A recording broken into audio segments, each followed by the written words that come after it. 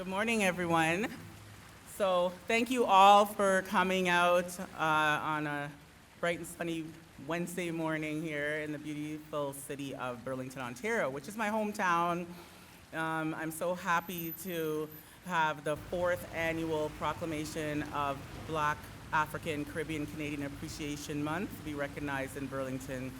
The celebration, proclamation, and flag raising that took place this morning at Burlington City Hall was made possible by Carlene Ling, who realized that her rich cultural heritage needn't only be recognized in February.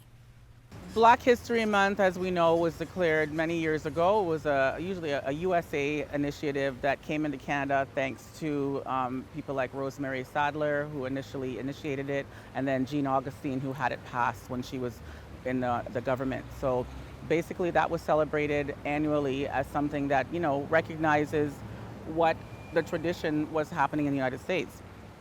Fast forward, we realize, or I realize, a lot of us realize we don't have to celebrate just in one month. And so when I started thinking about, doing events, at first I too jumped on the February, train. I was lugging things out in the middle of the winter, snowstorms, and stressing out, getting frostbite, everything.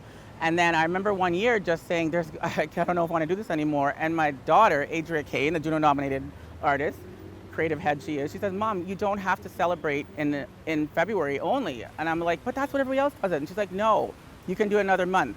So I sat on that. A couple years later, I came up with the concept that when I thought about August has Caravana. It has emancipation and independence for many of the Caribbean countries, and many of the black countries that are, were under the colonialism. So there's that. And then we also have the Martin Luther King speech was done in August. There's a lot of different things that happen in August that represents our culture that made me feel this might be the month to bring forward this proclamation. So as I said, during COVID, I guess I had nothing else to do. And I sat and I wrote this proclamation, brought it forward to Marianne Mead Ward, and the rest is history. So I made my own Black history, in August in that way. And I'm really happy that Burlington and the Halton region has been supporting me annually to do that. Deputy Mayor Paul Sharman was happy to be in attendance to deliver the proclamation. This is a really special day because it represents the relationship between black people and the Caribbean and the history of their, not only their emancipation, but also their inclusion of them into our community. And I just think it's fabulous personally. I'm of a certain age, as they say, and where I grew up in Britain, there was so much prejudice, and it was awful.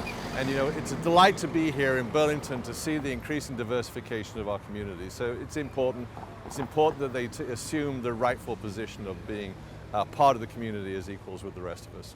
To further celebrate, you're invited to a free party at Burlington City Hall this Saturday from 5 to 11 p.m. and again in Oakville at Bronte Heritage Waterfront Park on August 31st.